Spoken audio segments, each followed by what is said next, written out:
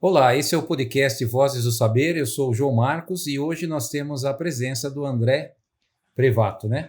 Sim. André é bem conhecido aqui em Vargem Grande, não? Nada, eu só gosto de construir relações, né? Então, tá bom. É E uma até, outra. para mim, a coisa mais legal de vir aqui, além de a gente trocar uma ideia, é conhecer vocês, né? Ah, legal. Essa é uma outra forma de dizer que você é famoso, né? Tá bom. Bom, o podcast Vozes do Saber, ele é oferecido pela TBA. TBA é uma escola de dança aqui em Vargem Grande Paulista, muito boa escola, tem reconhecimento internacional, faz espetáculos maravilhosos, então tem dança, balé e artes em geral, assim, corporais, né? Também a Zione, que é a empresa que cuida aqui de toda a parte do podcast, da montagem do audiovisual, cuida das nossas mídias sociais, tá? Então também quem tiver interesse em trabalhar com isso aí, a Zione está à disposição. E o Colégio Cognos, que é um colégio aqui em Vargem Grande também, com princípios e valores cristãos. Um colégio com princípios e valores cristãos, o que significa? Nós não temos culto religioso, né, serviço religioso dentro do colégio, nem missa, nem culto, nem nada desse tipo. Nós simplesmente trabalhamos com os princípios e valores cristãos, de respeito ao próximo, amor a Deus. Então, dentro do colégio, o ambiente é o melhor possível. Há problemas, às vezes há, mas a gente procura resolver pela ótica cristã, então a gente cria um ambiente muito bom de ensino e de convivência entre os alunos. Aqui nós trabalhamos com o sistema Mackenzie de ensino, que é um excelente sistema acadêmico, inglês bilíngue, robótica, música, uma série de outras atividades que compõem um pacote muito bom para você, né, se você está procurando uma escola, ou para seu filho, se você tem crianças na idade escolar. Muito bem, André, vamos lá. Feita aí nossas apresentações, eu vou te dar agora uma lembrança do podcast, tá? Obrigado. Então, essa aqui é a lembrança do podcast. E também eu queria deixar com você esse livro aqui do Pastor Hernandes Dias Lopes. São meditações diárias, dá para você ler o ano inteiro. O Pastor Hernandes é um ícone aí no mundo cristão, né? Então, todo dia tem um versículo bíblico e uma leitura aí para você. Que legal, muito obrigado. Nada. Espero que você goste do nosso presente. Vou gostar, sim. Muito obrigado. Beleza. Presente aqui. Isso aí.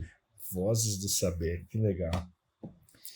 Bom, André, você na verdade trabalha com o projeto JM, né? Sim, trabalho com o projeto JM. Eu vivo em Vargem Grande Paulista há 8 anos, sou do interior de São Paulo. Tá. Vim para São Paulo para estudar. Você é da onde exatamente? Eu sou de uma cidade chamada São José do Rio Pardo, que é na divisa com Minas, próximo a Poços de Caldas. Tá. Por isso que eu falo meio caipirada ainda. Eu saí da roça, mas a roça não saiu de mim ainda. Difícil, né? Aí depois dos anos iniciais de faculdade e tal, eu vivi alguns anos no exterior. Depois eu voltei para Vargem Grande, estou aqui há 8 anos. Tá. Eu vim para Vargem Grande porque eu vim acabar meu mestrado aqui, escrever o texto do mestrado. E aí depois desse período no exterior eu voltei e estou aqui há 8 anos. Mas você escolheu Vargem Grande Paulista por quê? Tem São Paulo, tem seu local. Então, sim. Bom, eu saí de São José do Rio Pardo para São Paulo para estudar, estudei História, eu também veio da área da educação, Tá. Estudei História na Universidade de São Paulo, onde eu fiz meu mestrado. No período do mestrado, ou seja, depois da graduação, eu também sou cristão, faço aqui em Vargem Grande Paulista existe uma comunidade cristã ligada à Igreja Católica que é a Mariápolis de Gineta, que é esse centro de formação. Sim. E eu vim fazer um período de formação cristã aqui, em paralelo ao período que eu estava encerrando meu mestrado em História Social. E aí, depois desse período, eu fui continuar essa minha formação no exterior. E depois fiquei trabalhando, estudando lá por um tempo. E voltei para aqui por conta desse trabalho, porque a Mariápolis de Gineta, ela tem a entidade religiosa e tem a entidade de vertente social. Que é São duas entidades. Focolare, né? Sociedade de Movimento Focolare, Tá. a social. E com diretorias diferentes, com assembleias diferentes, mas também iluminadas pelo princípio cristão, né? Sim. Só que exatamente como você disse, né, na introdução, né? Não é que a gente faz culto, né? Mas a gente inspira a promoção social, vamos dizer, a partir de valores cristãos, tendo sempre a política pública também como referência, né? Então, essa é um pouco é isso que eu faço, né? É tentar ver como colocar essas coisas juntas, né? E faço gestão hoje em dia. Você trabalha, então, lá com o pessoal do movimento? Trabalho, mas na entidade social. Certo. Sim. Tá. Não no Guineta. Não na Gineta, né? Eu moro lá e lá tem duas entidades. O Miroski, né, aquilo que regulou um pouco as organizações sociais, as OSCs, né, as organizações de sociedade civil no Brasil, dividiu elas em duas, né? As de finalidade religiosa, cujo estatuto tem finalidade religiosa, que são as igrejas, tal, os movimentos eclesiais, tal, e as de finalidade civil, né? Eu trabalho naquela de finalidade civil. São duas entidades separadas, né? Bom, nós somos um colégio com princípios e valores cristãos, né? Usamos Mackenzie, que é do Instituto Presbiteriano Mackenzie, claro. Nós mesmos somos evangélicos, enfim. Então, nada mais normal do que a gente tentar implantar, né, aquilo que a gente crê e vive, né? Mas a gente não tem um viés de trabalho social, né? Às vezes educação formal.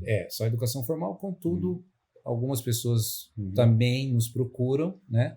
E a gente vê a necessidade e às vezes acaba ajudando, mas pessoas realmente que você vê que têm a necessidade, que gostariam de dar uma condição melhor para o filho e acaba procurando a gente, mas é bem menos porque a gente não tem esse cunho, né? Sim, claro. E no caso, o movimento Focolare, ele trabalha especificamente com isso. Tem uma escola, inclusive, não tem? Tem uma escola fundada por membros do movimento Focolares, mas não é propriedade da instituição, né? Ah, tá. Eles então, não por têm exemplo, cunho social. Não, é educação formal. Educação formal também. Formal. Nós estamos na instituição que eu trabalho, que é a Sociedade de Movimentos Escolares, que tem um escritório que fica no bairro da Mariápolis, mas tem um centro social que fica no Jardim Margarida, no 47 aqui, que depois eu posso dizer alguma coisa desse centro social. E a gente também tem um centro social no bairro do Carmo, que é Jação Roque, comunidade quilombola, né? E a gente está lá desde 1972. E aqui no Jardim Margarida desde o começo dos anos 80. E agora, mais recentemente, a gente embarcou nesse projeto piloto, que a gente está tentando sempre entender um pouco a característica dele, que é com o pessoal em situação de rua, né? A gente também tem um projeto nessa linha com o pessoal de situação de rua, uma casa de acolhida, né? Esse pessoal em situação de rua, eles chegam nessa situação por quê? Por que alguém... Ele não nasceu na rua, né? Sim. Por que ele acaba indo para a rua? Se tem tanto programa social, o governo tem programa social, tem Bolsa Família, tem isso aqui, tem entidades e tal, muita doação. E por que vai alguém para a rua? Olha, isso que eu vou dizer com base em análise empírica, né? De um ano acompanhando esse trabalho. E pelas conversas que a gente tem, na pandemia teve bastante gente que foi para a rua porque vínculo familiar já abalado, diminuição de renda, a pessoa foi para a rua. Mas depois que passou a pandemia, grande parte dos casos tem a ver com o uso de droga, né? Ah, tá. Então você está mais trabalhando com esse pessoal. Na verdade, essas duas coisas elas estão muito integradas, né? O que dificulta o serviço, né? Em Vargem Grande Paulista não tem uma política montada para trabalhar com pessoas em situação de rua. Uma política montada para trabalhar com pessoal de situação de rua. Sempre a gente tem que lembrar que Vargem Grande é uma cidade jovem, né? Sim. Então, assim, não dá para comparar ela com uma outra cidade maior e mais antiga, né? Então, uma política para trabalhar com pessoas em situação de rua, ela envolve vários serviços. E a casa de acolhida, para o pessoal que quer sair da rua, é só um desses serviços. Então, tem serviço de triagem, tem o centro pop, quando a pessoa vai, por exemplo, quer tomar um banho, quer comer alguma coisa. E tem também a parte do CAPS, né? Que é a parte mais psicológica. Para que funcione um trabalho com pessoal em situação de rua, todo esse sistema precisaria estar integrado na política pública, né? E isso ainda em Vargem Grande está sendo montado, né? Por ser também uma cidade jovem, pequena, né? Cidade pequena em crescimento, né? Sim. Ser desmontado, assim, o que exatamente você quer dizer? montado é as políticas públicas serem aplicadas, né? Políticas públicas serem aplicadas. Porque, assim, por exemplo, existe a política pública ligada ao serviço dessa população na rua. Existe todos os sistemas que vão gerando sistemas de triagem para ver se aquela pessoa realmente quer sair da rua, quer começar uma nova vida, né? Então, a gente começou pelo último serviço, né? Então, a gente está trabalhando para ver. Assim, a gente fez 1 ano de piloto, a gente quer fazer mais 1 ano de piloto e a gente está aprendendo também. Historicamente, a gente trabalha com criança e adolescente, né? Tá. E famílias, né? A gente está aprendendo a trabalhar com essa população, que é uma população de mais risco. Como tem a BNCC para a educação, o que na promoção social norteia chama tipificação da assistência social. Então, ela é dividida em baixa complexidade, média complexidade e alta complexidade. Nós trabalhamos em prevenção, no trabalho com criança e adolescente, que apresenta um certo tipo de risco. A gente trabalha na prevenção disso, na baixa complexidade. Pessoal em situação de rua já é complexidade mais alta, como, por exemplo, o adolescente que está em conflito com a lei. Ele já é uma complexidade mais alta. E a gente está aprendendo a trabalhar nessa complexidade mais alta. Até por muitos anos, né, por 30 anos, a gente trabalhou em baixa complexidade, que é na linha da prevenção de comportamento de risco, né? O pessoal quer sair da rua, assim. Você pega, por exemplo, você falou que trabalha mais com adolescentes e crianças, né? Sim. Eles são consumidores de droga por algum nível. Tudo indica, pela experiência desse piloto de 1 ano. E eles ficam na rua, aí você fala, ok, vou te dar uma vida melhor, vou te dar um quarto quentinho, você vai tomar banho, te dar roupa, uma educação, e você vai conseguir um emprego e vai constituir sua família e tal. Constituir sua família e vai viver uma vida legal. Sim. Não interessa isso para eles? Por uma percentagem pequena interessa. Mas para aqueles que estão em comportamento de risco, né, estão dominados pela dependência química, na verdade, é uma outra abordagem que na política pública também está pensada como fazer isso, né? É que acontece que, por exemplo, precisa montar ainda essas políticas aqui, né? Você levar para uma casa de acolhida uma pessoa que está precisando, na verdade, de um tratamento, né? Com relação ao uso de droga, por exemplo, talvez não seja a melhor política, né? O que seria, então? Como é que você tira alguém da droga? Inclusive, eu fiz Pode falar. Não, pode falar. Não, que a gente fez um podcast com o pastor Fabrício, eu esqueci o nome do projeto dele. E ele justamente trata pessoas que não são, na verdade, lá no caso deles, não são adolescentes, né? São mais adultos e tal. Sim. São drogados e tal. No caso do nosso trabalho com adolescente, também é prevenção, né? É prevenção. Quando na tipificação da assistência social, quando o menino ele já está num comportamento envolvido com o tráfico, por exemplo, já é média complexidade. Não é o nosso trabalho. O que eu estou dizendo é que nós estamos entrando com esse trabalho de adultos e moderadores de rua na complexidade mais alta, e a gente faz só 1 ano que a gente está isso, a gente está aprendendo, então eu também não tenho muitas respostas para te dar, que a gente está aprendendo.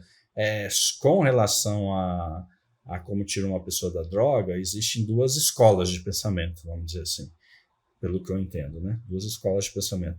Uma escola de pensamento mais ligada às políticas diretas do Estado, então esse trabalho estaria mais ligado com o CAPS, né? Com o CREAS, com o CAPS, com os órgãos da saúde e da promoção social.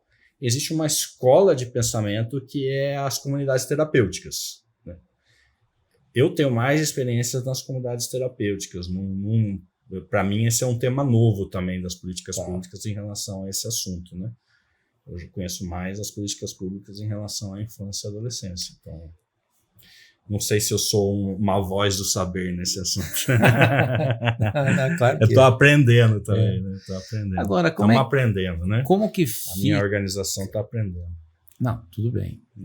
Como que fica, assim, existe um discurso, né, do poder público aí sobre liberação de drogas, né? Como é que fica? Não é um contrassenso isso? Quer dizer, você quer liberar a droga de um lado, o pessoal pressionando para liberar a droga, e na outra ponta o pessoal vendo, o pessoal de rua, se drogado, dependente, tá? Quer dizer, então tá meio estranho isso aí, você não acha?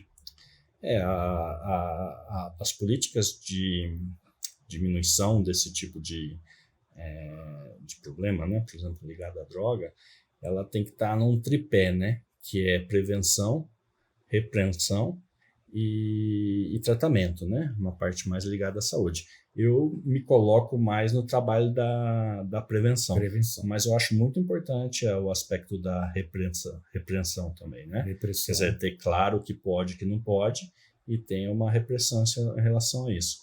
O que eu penso que seria muito importante é um trabalho de rede.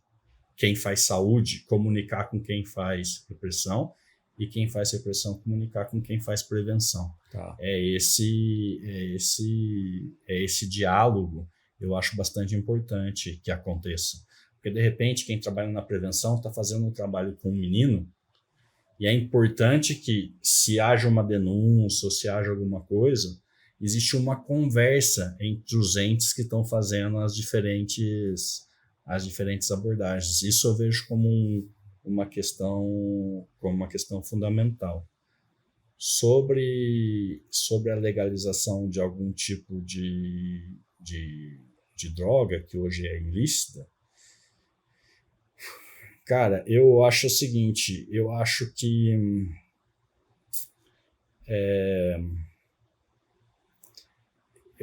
é o seguinte, eu acho que é importante ter a repressão, mas acho que o importante por isso que eu estou na prevenção, eu acho que é importante levar esperança na vida das pessoas, cara. Sim. Acho que o mais importante de tudo é levar a esperança, né? Então, organizações, escolas, sejam da educação informal, seja da educação formal, seja políticas públicas, né? Que levem esperança na vida das pessoas, né? Porque, assim, a questão do uso da droga, sobretudo, por exemplo, a maconha, né, que dizem que é inicial, né, na realidade da periferia, quando você vê o mundo da periferia, a maconha, ela é o calmante da galera. É o calmante da galera. Então, assim, quando você vê assim, ó, muitos meninos dizerem, pô, tô cheio de problema em casa, minha cabeça tá estourando, tá, não sei o quê, e aquilo me ajuda a acalmar, né? Então, se você vai discutir com ele sobre a maconha, aquilo talvez só aumente a ansiedade dele. Você tem que ajudar onde que tá... Por que essa ansiedade tá aqui, né? Por que a relação em casa tá destrutiva, né? Por que esse menino de 17 anos da periferia ele está com medo do futuro? E não é difícil imaginar. Se um aluno seu que teve educação cristã, uma formação, não educação cristã, em valores cristãos, teve uma boa educação, teve uma família constituída, ele já está morrendo de medo do futuro, né? Você imagina exatamente. Um menino que não tem nada disso, né? Então é natural que a ansiedade seja muito grande, né? Sim. E, ao meu ver, o uso da maconha, de maneira específica, é muito usado para lidar com essa ansiedade, né? Tem um autor que vale a pena ler, que ele chama François Duby, é um sociólogo francês, que ele tem vários livros e tal, mas ele tem escrito um livro em 2020 que foi traduzido para o português, que chama O Tempo de Paixões Tristes. E analisa, teve épocas na história que era de paixões alegres, as pessoas tinham esperança no futuro, que tinha alegria. Então, pensa os anos 60, talvez, né? Os começos dos anos 60. E hoje a gente vive numa época de paixões tristes, ele diz, né? Ele tenta explicar por que isso, né? Muito analisando a questão dessas revoltas nas periferias de Paris. Paris é uma cidade rica, por que os jovens saem e põem fogo nas coisas? E aí eu me lembro que me chamou muita atenção isso, porque uma vez a gente deu um curso de informática e eram 12 computadores, e pedimos para os jovens escolher o screen da tela, né? E todos escolheram imagens tétricas. o Joker do Coringa, figuras que representam tristeza e raiva. Uhum. E aí eu fiquei com aquilo na cabeça. Quando eu li esse livro de Tempos de Paixões Tristes, me deu uma chave de leitura, sabe? Tem raiva muito presente na periferia. Raiva de você que está ligado com esse medo do futuro, né? Com esse medo com uma sensação de injustiça que não é falada, né? Porque, assim, no passado, quando se organizava em sindicatos e tal, as pessoas, né? Hoje não existe, assim, ela não é falada também, essa injustiça, Então, não sei, eu acho que assim, olhando a partir da realidade da periferia, eu vejo muito isso, a importância de valorizar a vida e levar esperança para as pessoas, sabe? Bom, na minha opinião, apesar de que a minha opinião não conta muito aqui, porque o entrevistado é você, mas principalmente vocês que são um movimento cristão, né? A solução para os problemas da humanidade está no cristianismo. Você abrir a palavra de Deus, você vai ver várias soluções. Sim, claro. Então a esperança que a gente tem que levar para esse pessoal é a palavra de Deus, né? Que é lá que a gente vai conseguir respostas para os problemas, né? E às vezes a gente tentando levar só soluções sociais do governo, né, do Estado, às vezes não resolve muito, né? A gente está alinhado ali no JM, a gente está alinhado até oficialmente com uma política do governo brasileiro que chama um serviço do governo do Estado brasileiro, chama Serviço de Convivência e Fortalecimento de Vínculos. Eu acho uma coisa bem, bem interessante, assim, genial como proposta, eu acho. Tem um documento que meio que norteia isso do ponto de vista teórico, que chama a Concepção e Fortalecimento de Vínculos, E ela diz o seguinte: no passado recente, inclusive, se olhava só as vulnerabilidades materiais. Sim. Falta de dinheiro, falta de comida, e as políticas públicas, a própria caridade, né, estava voltado para isso, né? Quer dizer, vamos dar uma cesta básica, transferência de renda e tal. E esse documento diz, baseado em muitos estudos, né, que foram feitos aí ao longo dos últimos 20 anos, que hoje as vulnerabilidades elas não são só materiais, elas estão também relacionais. O fato, por exemplo, da pessoa crescer sozinha, negligenciada, né? Ou, por exemplo, a pessoa que sentir que ela é excluída socialmente de um determinado ambiente porque ela é negra ou é deficiente, ou, né? Então, isso daí é um dos motivos também da Paixões Tristes, né? Então ela chama isso daqui de vulnerabilidades relacionais. Então o Serviço de Convivência e Fortalecimento de Vínculo é um espaço para entregar relação e vínculos positivos na vida das pessoas que não experimentam isso numa família estruturada, né? Num contexto social que não oferece espaços de convivência saudáveis, entende? Então, que são potencializadores em relação a esse documento. Se você, por exemplo, vê as pessoas do seu entorno, os adultos do seu entorno só te desmerecendo, vamos dizer assim, né?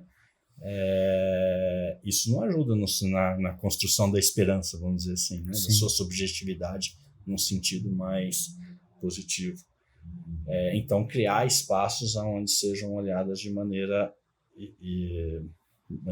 assim, que esse olhar, essa relação possa potencializar o sujeito que entrega esperança, entrega confiança, entrega cuidado, E aí, com relação ao cristianismo, a situação nossa é a mesma que você colocou aqui na entrada, né? Você tomou cuidado aí para dizer, nós somos uma cristão, mas não confessional, inspirados em valores cristãos, né? E eu penso, o que melhor para entregar num contexto de solidão do que o olhar de Jesus? Sim. Não é? Às vezes não precisa falar de Jesus, mas se você entrega a mesma compaixão, o mesmo cuidado, né? A mesma acolhida que Jesus ofereceu a Mateus, cobrador de impostos, né? Então Maria Madalena, que ele ofereceu a Maria Madalena. Ou até Judas, né? mesmo. Ou até Judas, né? Ou assim como Zaqueu, né? Que me chamou pelo nome, né? Sim. Você me chamou pelo nome, né? Então, assim, se você oferecer esse cuidado, eu acho que aqui esperando um pouquinho antes, eu fiquei pensando, né? Estava escrito na sala, valores cristãos, né? Isso daí não adianta falar, você vive, né? Então, como que você vive esses valores para gerar inclusão social, né? Então, essa para mim é um dos grandes temas, assim. Lá, bom, no projeto JM, né, que é o Jardim Margarida, você tem lá, então, toda uma estrutura. Como que você chegou, vocês, né, chegaram lá, como é que você abriu a frente, como é que você começou a fazer com que as pessoas percebessem que tinha alguém interessado neles? Ok, para resolver esse problema relacional, né, mas no final da linha a pessoa quer melhorar de vida, sair dessa condição. Sim, sim. Como é que vocês começaram isso aí? Então, na verdade é uma coisa muito antiga, né? Quando você trabalha com projetação social, o projeto, ele teoricamente, ele nasce para morrer, porque se você resolve o problema, ele tem que morrer dali 4, 5 anos. Então, na verdade, a movimentação social que deu origem ao projeto JM, bem como lá no bairro do Carmo, que é outra característica, comunidade quilombola, então, se quiser podemos falar disso também, que é super interessante, mas começou com a alfabetização de adultos. Porque Vargem Grande, Paulista, é uma cidade de imigrantes, né? Então as pessoas vinham buscando trabalho do interior de São Paulo, norte do Paraná, vinham buscando trabalho, não encontravam trabalho porque não eram alfabetizadas, né? Então o primeiro esforço que houve foi um esforço de alfabetização de adultos por volta de 73, 74. A gente fez 50 anos em 2022, a organização. Então começou assim, muito simples. E a primeira escola foi um galinheiro que foi limpado lá para poder dar a alfabetização de adultos. Nos anos 60 você sabe, né, como educador, que foi muito forte a questão da alfabetização de adultos. Tal, né? Aí depois, essa população ela foi crescendo e os bairros foram se formando. Aí o que houve foi financiamento e mutirões para construção de casas. A gente começou a trabalhar. Aí, quando essas famílias, o contexto já levava que as pessoas conseguiam trabalho e tal, as crianças ficavam sozinhas em casa, crianças pequenas, porque vagas para a educação infantil é uma coisa mais recente na política pública, né? Então a gente fez por anos trabalhos em primeira infância, chamava o Centro Social do JM chamava NAI, Núcleo de Apoio à Infância. Isso foi por muitos anos, até que na década de 2000 se expandiu para o trabalho com adolescência, e hoje a gente tem um trabalho também com juventude, né? Focado na inserção no mercado de trabalho. Mas assim, as pessoas querem melhorar a vida, mas assim, uma vez a gente indicou um menino muito vulnerável, de situação socioeconômica vulnerável, e ele para um trabalho. E aí ele foi lá, tal. E ele ficou meia hora andando para baixo para cima na rua da loja, sem coragem de entrar. Nossa. Isso porque ele tinha sido convidado aí. Porque nós indicamos, tal, não sei o quê. Mas ele não se sentiu suficientemente bom para entrar para a entrevista. Então, essa pessoa nasceu e cresceu num contexto vulnerável, não do sentido que faltava não sei, que faltava dinheiro, tal, socioeconômico, mas cresceu sem referência masculina, cresceu sem uma rede de apoio sólida em volta dele. Então, isso daí vai formando a subjetividade num sentido que a pessoa não tem energia vital, nem vontade, nem esperança que vai dar certo. Quer dizer, já vai dar errado de cara, porque já deu 1000 outras coisas erradas na vida dele. Sim. Então, se você não trabalhar em reforçar o sujeito, você pode encontrar emprego, entrevista de trabalho, curso do Senai, que essa pessoa, né, que vive essa experiência de vulnerabilidade relacional ao longo da vida, né? Então lá hoje a gente tem um itinerário que vai dos 4 até os 18 anos. A gente tem um convênio com a prefeitura para fazer esse serviço de convênio e fortalecimento de vínculo. Depois a gente também tem uma parceria com o Senai, que oferece cursos de gestão administrativa. E a gente tem projetos ligados a futebol, futsal, tal, esporte. E também temos um projeto voltado para cuidar de quem cuida, né? Que é uma coisa que está um pouco na moda, porque assim, que são projetos voltados a mulheres da comunidade, do entorno ali, que são muitas vezes mães dessas crianças e adolescentes que a gente está trabalhando. Né? Vocês têm um local onde as crianças vão, fazem a parte escolar? Seria contraturno escolar, né? Seria contraturno escolar. Tudo contraturno escolar. Seria contraturno escolar. Eles têm que ir para a escola pública e depois vai para lá. Sim. E, assim, a gente tem um percentual dessas famílias que precisam estar inscritas no cadastro único e tal, né? Então, para garantir que um percentual desse público é público já acompanhado pela promoção social. Né? Agora, a diferença da educação formal, por exemplo, vou dar um exemplo lá agora estou vindo de uma reunião agora sobre isso, né? Por exemplo, lá no bairro do Carmo, comunidade quilombola, porque aqui em Vargem Grande a gente pode atender nesse perfil de público, a gente pode atender metade do município de Vargem Grande Paulista. Então a gente não está focado no 47 lá no Jardim Margarida. Tá. Por isso que a gente também usa o futebol, porque o futebol atrai muito os meninos saírem do bairro onde eles estão, vão até ali. Depois a gente pode oferecer essa metodologia de vínculos e outras coisas, outros cursos, né? Tá. Então, assim, a gente tá. No bairro do Carmo, a gente já trabalha mais dentro de um território específico. O bairro do Carmo é uma comunidade quilombola, que dista ali do 47, uns 8 quilômetros, no município de São Roque já. E lá a gente trabalha com também crianças e adolescentes, uns 90, ano passado foi 95, parece, e 64 famílias. Desculpa só, o quilombola, ele é indígena? Ele é indígena que mora... comunidade tradicional. Então, a comunidade quilombola, existem várias comunidades tradicionais, existe a indígena e existe a quilombola. A quilombola tem descendentes e remanescentes. São descendentes de comunidades escravas. Tá. Escravizadas, né? Caramba, tem aqui então? Tem 2.000 no Brasil e tem uma que está a 8 quilômetros aqui da gente, que foi reconhecida por volta no começo dos anos 2000 como comunidade quilombola, e final dos anos 90, começo dos anos 2000. E é um bairro do município de São Roque. O que acontece? Ali era uma fazenda,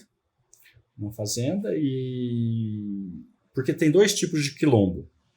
Tem aquele quilombo que a gente conhece dos Zumbi dos Palmares, que é formado na resistência em relação à escravidão. Então, fugiam e formavam aqueles aglomerados que eram quase fortalezas, né? E existem os quilombos que foram formados logo no fim da escravidão, porque existia um medo que a lei fosse revogada, e eles continuaram vivendo em comunidades em contextos isolados. Então, a comunidade do bairro do Carmo é uma comunidade quilombola dessa matriz. Tá. Era uma fazenda, eles continuaram vivendo naquela fazenda na abolição, as donas, porque eram freiras carmelitas do Rio de Janeiro, doaram uma parte da fazenda para essa comunidade e eles continuaram lá. Ficam lá. Há quantos anos já? A doação me parece que no laudo, que reconhece como comunidade quilombola, a doação é de 1917. Caramba. Mas estão lá desde a época da escravidão. E aí eles estão lá naquela comunidade, vivem lá. Mas assim, frequentam a escola. Com o tempo, inclusive, é um dos trabalhos mais bonitos ao longo dos anos da organização que eu trabalho, né? Porque foi ela que levou a escola lá. Lá fez educação formal por um tempo. Levou a escola, depois foram profissionais da área de saúde, mas depois o município foi abrindo escola, foi abrindo posto de saúde. Então asfaltou no fim dos anos 2010, 2009, mais ou menos, foi asfaltado, e eles frequentam a escola. Tem uma escola municipal lá, e a escola estadual é em São Roque, em Marlasque. E aí eles estão lá na comunidade deles e vocês fazem um trabalho social lá. Fazemos. Porque eles não conseguem sair daquilo, eles não trabalham fora, nada? Assim, a maioria porque ali faz divisa com o Patrimônio do Carmo, né? Esse condomínio aqui da Bugio. A maioria dos adultos são funcionários ali, jardineiros, domésticas do condomínio, né? Algumas pessoas, porque assim, não está muito mais perto de Vargem Grande do que São Roque, mas não tem transporte público para Vargem Grande. Então, alguns que têm moto e tal conseguem encontrar trabalho em Vargem Grande. O ônibus para São Roque são poucos também, mas a linha do trem, linha do ônibus é 27 quilômetros. Caramba. O que faz? Então, por exemplo, os meninos agora começou a escola, né? Começou na quinta, mas a maioria foi ontem, né? Segunda-feira, a gente está no período de começo das aulas, né? E o ônibus passa um pouquinho antes das 11, por volta das 11, e depois volta 8 da noite, cara. Caramba. E não é escola integral, escola de tempo normal. Mas assim, até o ônibus ir, até esperar um pouquinho, voltar. Então lá tem o problema histórico do racismo, né? Que ao sair de lá as pessoas percebem. É uma população mais parda do que negra, na minha observação, né? Mas vive um pouco essa questão histórica da exclusão. Tem a exclusão territorial, porque tá meio... Não pega nem celular lá. Nossa. Tem internet boa, mas não pega celular. E tem o problema que, do ponto de vista socioeconômico, é bem mais complexo do que Vargem Grande, por exemplo, estatisticamente falando. É uma população que tem um grau de violência considerável também. Muitos jovens presos.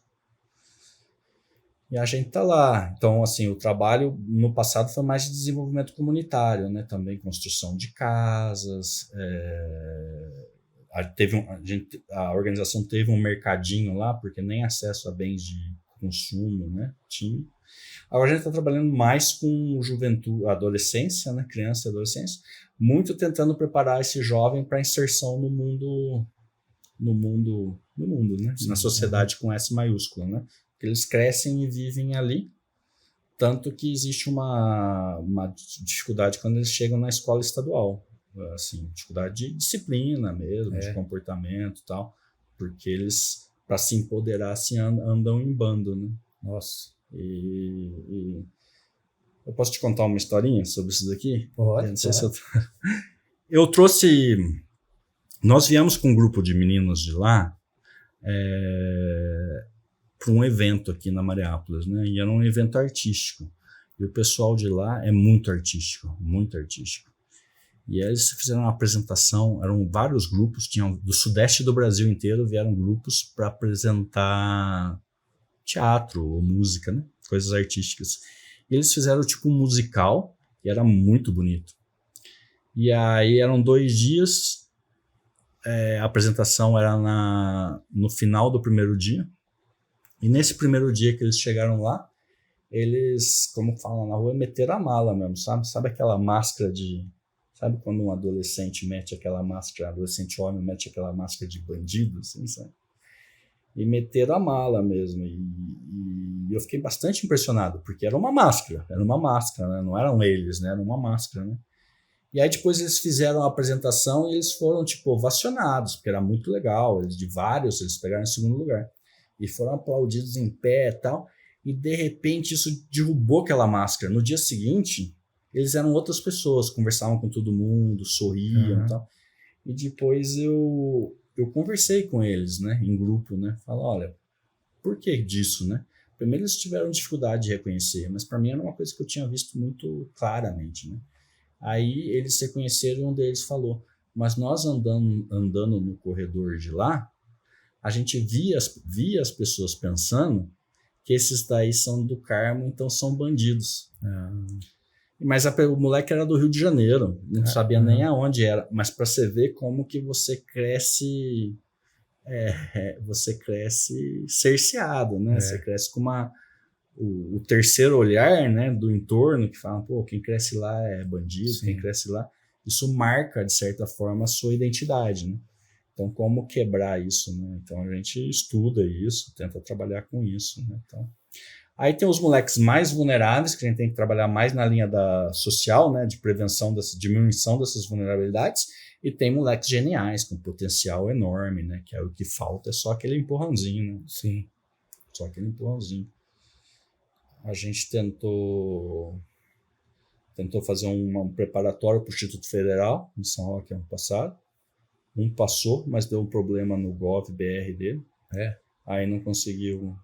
Mas teve pessoas que passaram, cara, e não ficaram. Porque era só, não tinha esse empoderamento do grupo, entendeu? Então, como preparar esse pessoal para conviver, desde pequenininho, para conviver num contexto um pouco mais alargado. Tá? Então, é um pouco isso que a gente está estudando ali como fazer. Né? Tá, para que eles se insiram, né? Sim, E como que Bom, vocês estão lá com o Mariápolis, né? E tem incentivo do governo, mas como que o resto da sociedade pode ajudar? Sim. Obviamente que não é só dinheiro, né? Sim. Então, primeira coisa, só lembrando que a gente falou no começo, né? Existe ainda a entidade religiosa, né? Com finalidades religiosas, e a entidade social com finalidade social, né?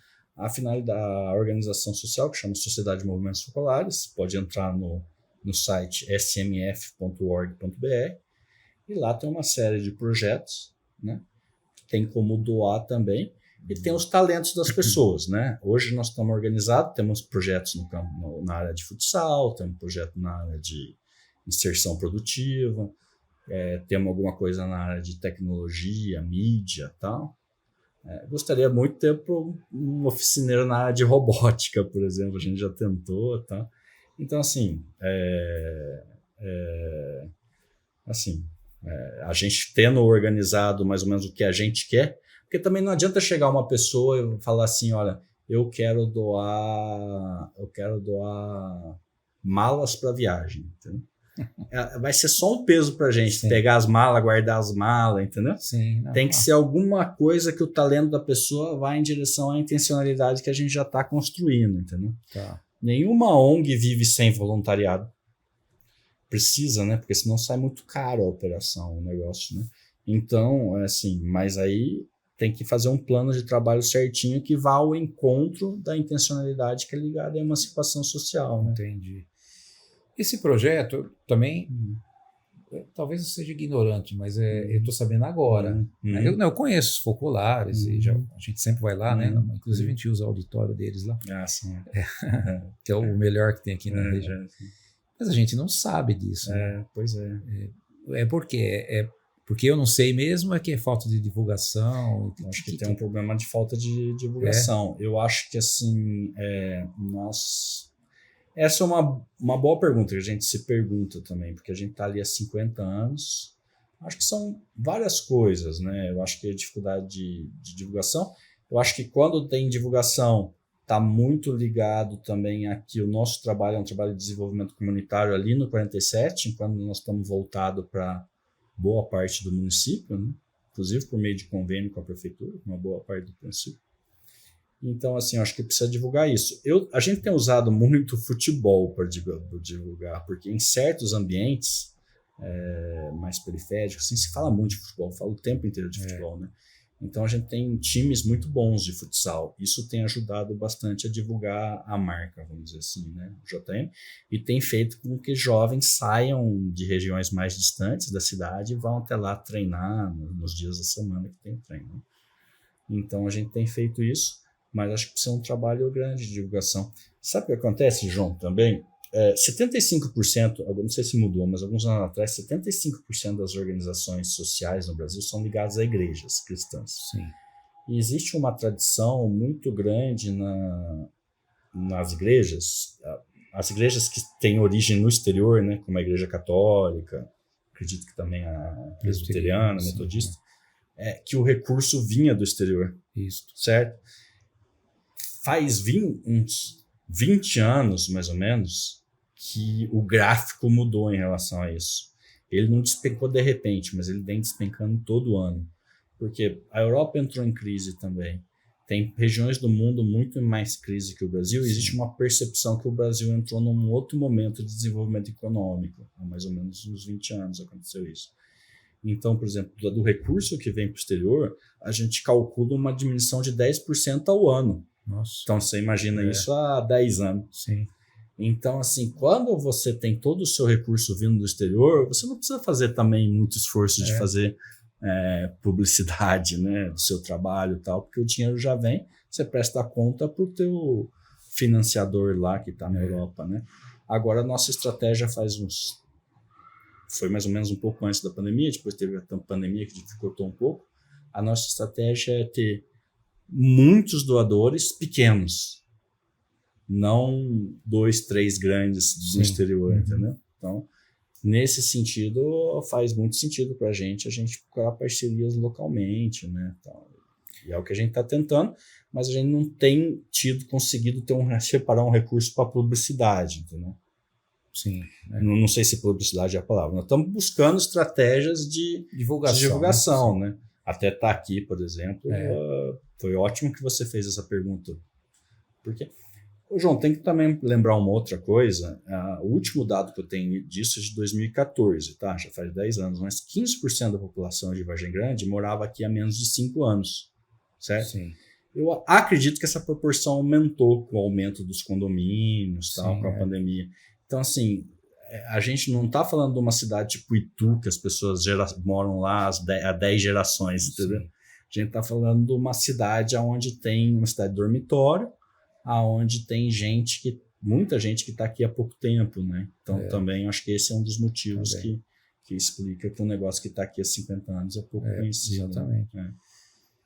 Você acha que o poder público poderia ajudar mais no sentido, não do poder público ir lá ficar dando dinheiro, mas facilitar para que as empresas, principalmente, direcionassem recursos para essas coisas? Porque até eu falei outro dia com uma pessoa que também tem um projeto social tal, na área de música, ele disse que o empresário tem um escorpião no bolso. Não é que tem um escorpião no bolso, é que o governo já tira tanto que quase não sobra para você fazer. E quando você ajuda, não tem nenhuma contrapartida do governo, entendeu? Sim. Como é que a política pública podia ajudar, principalmente na prefeitura, né? Que está próximo aqui.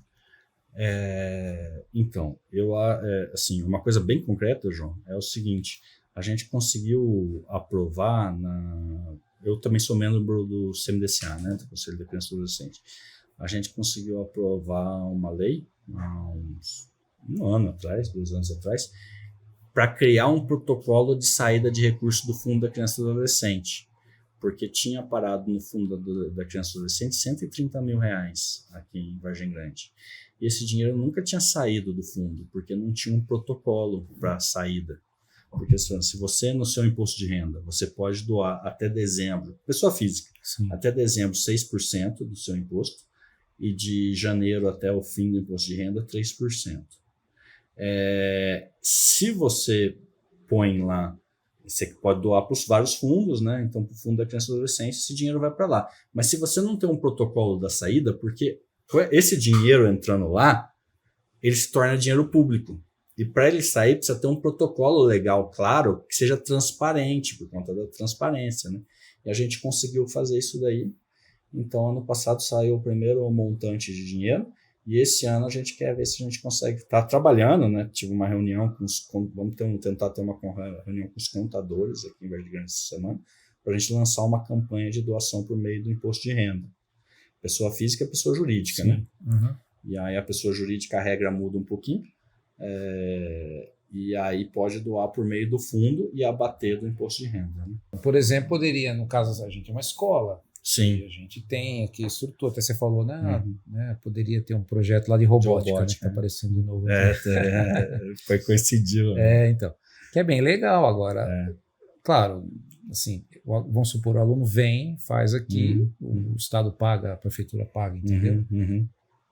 É uma possibilidade, entendeu? Que aí você consegue oferecer isso aí para os, sei lá, uma contribuição, enfim, um tipo de criança nessa situação.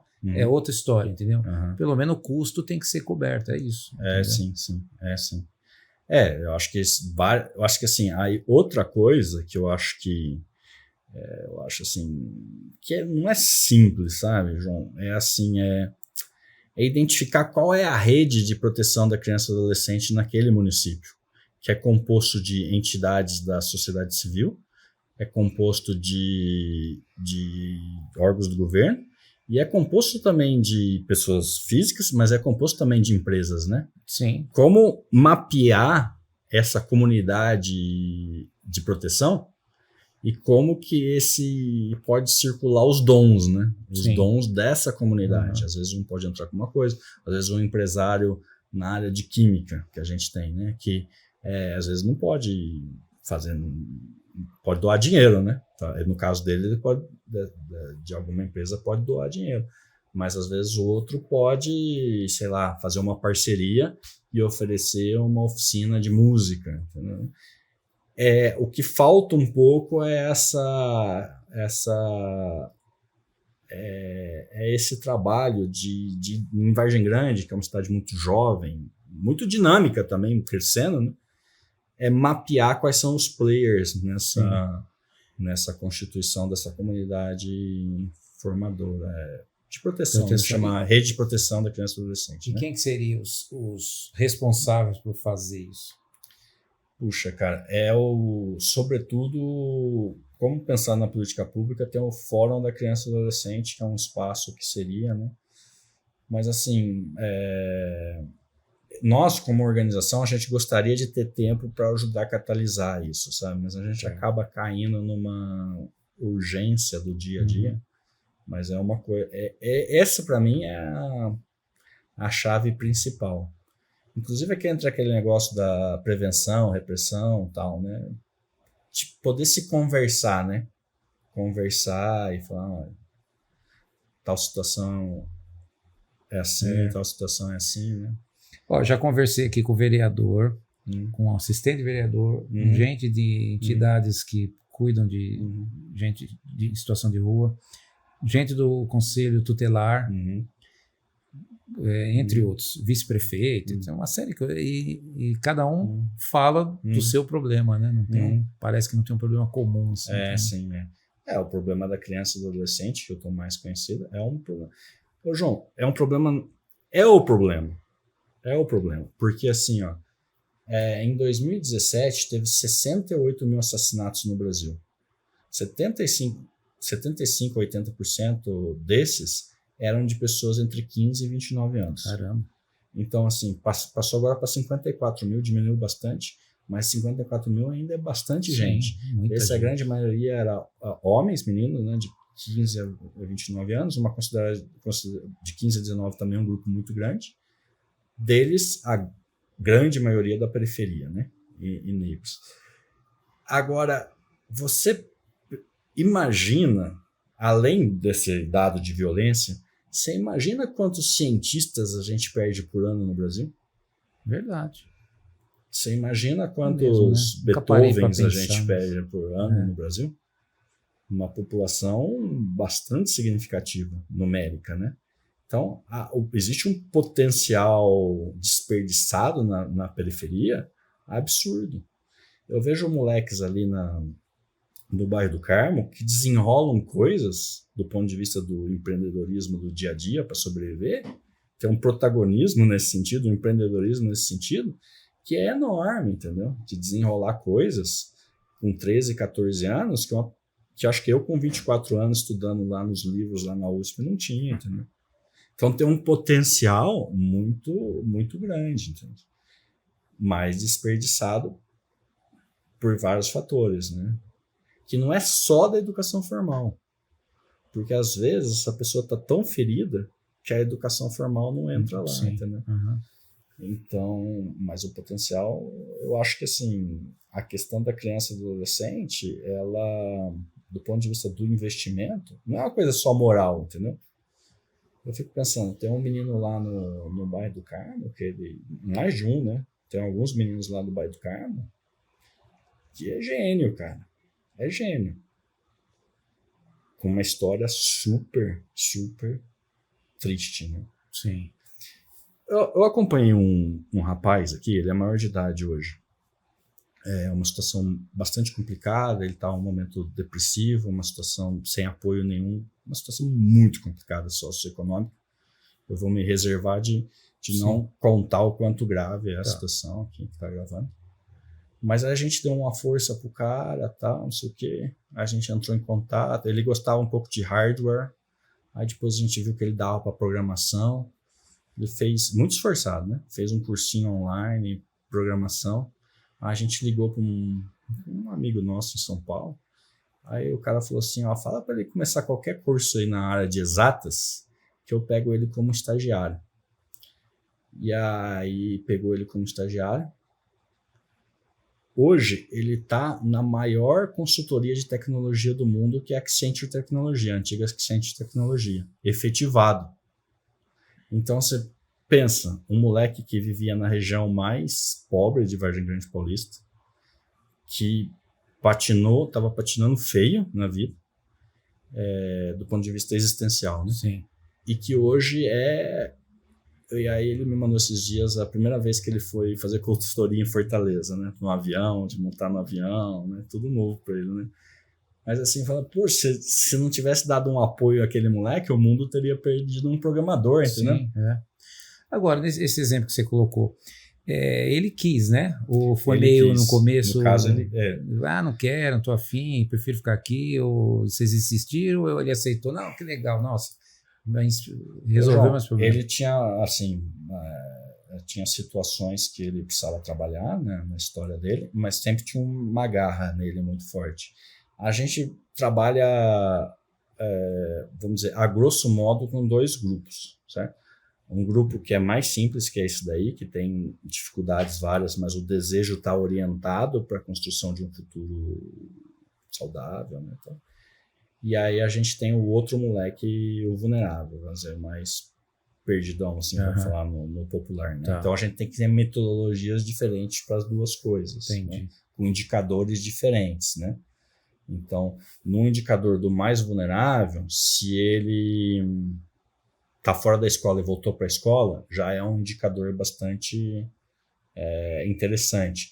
Se, por exemplo, ele, por conta do aspecto dele de autocuidado, se ele, por exemplo, não corta o cabelo toda semana, como os outros moleques, se ele passa a cortar o cabelo, já é um indicador bastante interessante de melhora, né? Sim. Então, assim, é um processo, né? Não dá para oferecer para esse daqui aquilo que você oferecia para um outro que é mais focado. Então. Acontece que para esse outro focado, não é difícil que a sociedade também dê oportunidade. Porque é difícil também, assim, mas tem mais chance. Sim. Que o patrão vai gostar dele, vai, entendeu? Não, tem todo o estereótipo, né? Então, mas o outro lá é praticamente aquele que é mais difícil de trabalhar, que a educação formal em si, às vezes também não consegue dar conta, entendeu? Entendi. Então, tem um exemplo, que a gente usa um parceiro aqui, financeiro, que chama Isaac, né? Esse cara aí é muito rico, né? Então, ele pegou lá no Pernambuco, se não me engano, Ceará, não sei onde exatamente, no Nordeste, não sei te precisar. Ele foi nas escolas públicas, aí pegou os caras muito pobres, mas que tinham um bom desempenho dentro da escola. Catou alguns desses caras e pagou tudo pro cara, ó. Te dá casa, comida, roupa lavada, mas você tem que estudar. Botou, acho que, se eu não me engano, uns 15, MIT, Harvard, Yale, uma série de... Porque investiu nos caras assim de periferia da periferia, entendeu? Claro que o cara tinha muita grana, fez um outro processo, né? Mas existe esperança, né? Não, eu acho isso muito válido. Dá certo porque já pegou um público que o desejo estava organizado. Tá. Né? Agora, tem um outro público que o desejo não está organizado ainda porque ele sofreu vários, vamos chamar assim, abusos. Entendi. Ao longo do processo de violação dos direitos, vamos chamar assim, ao longo do processo da formação da subjetividade dele. Nesse caso, você tem que fazer um trabalho anterior de reforçar o sujeito. Tá. E aí, como que você faz isso? Você trabalha em cima do desejo dele. Às vezes, o desejo dele é andar de bicicleta. Você começa por aí. Tá. Às vezes, é consertar a bicicleta. Então, você quer consertar? Mas eu não vou consertar para você. O que você precisa para consertar? Isso. Como nós vamos fazer para ir atrás disso, disso? Então, você vai trabalhando em cima do desejo dele, que é um desejo bem restrito no primeiro momento, andar de bicicleta. Aí, depois, você vai trabalhando. Sim. Porque a diferença da educação formal na promoção social, existe um instrumento que é a formação de coletivos. Então, você, por exemplo... Eu quero levar ano passado, né? A gente levou umas meninas do bairro do Carmo a primeira vez no shopping center. Elas se levaram no shopping center, vamos dizer assim. e um grupo de meninos e meninas no Ibirapuera, em São Paulo, sempre para abrir isso. Só que aí a gente falou assim, não temos dinheiro, cara, galera. Não temos dinheiro.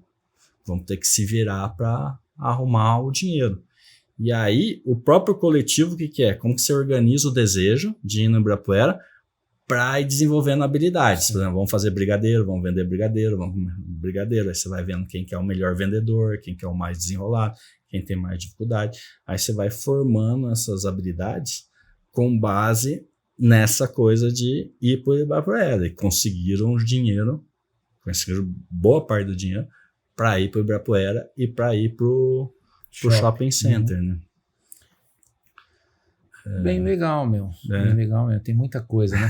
Pelo visto, dá para conversar com você umas 3 horas aqui. Você tem uma história, experiência, né? Assim, a gente... Mas você convida outra vez. Me convida. A gente tem que encerrar aqui. Olha, assim, tem coisas que a gente, né, acaba não sabendo aí. Tem muita coisa, né? Muita coisa que a gente pode fazer, né? E ajudar. Porque, como você falou, às vezes a gente... como cristão, frequentador de igreja, acho que é só ir lá e ficar pregando, entendeu? Às vezes não é, tem que dar comida antes de pregar. Comida que eu digo é recurso, né? Não é comida exatamente. Mas... usar a lógica da emancipação, mas se conseguir fazer isso com o olhar de Jesus, humaniza e dá uma diferença enorme, sabe? Mesmo porque eu acho que é muito difícil você olhar para o ser humano com esperança, sem o olhar de Jesus, porque você naturalmente é mal, né? Então, e a gente, mesmo conhecendo a Jesus, ainda a nossa natureza humana fica gritando, fala, não, você tá besteira. Eu estava conversando numa reunião agora com um assistente social nosso e o psicopedagoga, né? Aí eu falei, tal pessoa, o filho dela é o melhor jogador, vou falar que é o melhor goleiro de Vargem Grande Paulista. Aí ele falou, para você todo mundo é o melhor, né? Mas eu acho que é um pouco isso, sabe?